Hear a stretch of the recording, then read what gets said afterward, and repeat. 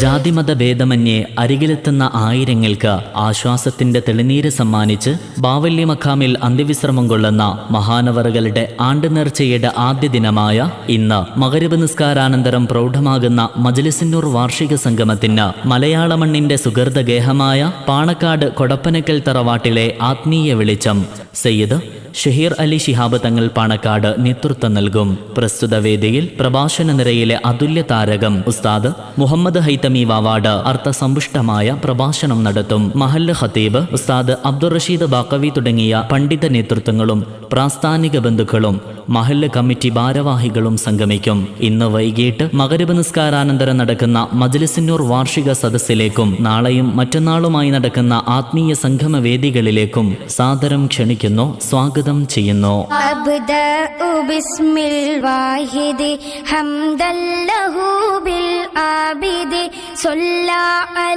മുഹമ്മദിൻ വൽ ആലി വസലാമുല്ലാഹ്.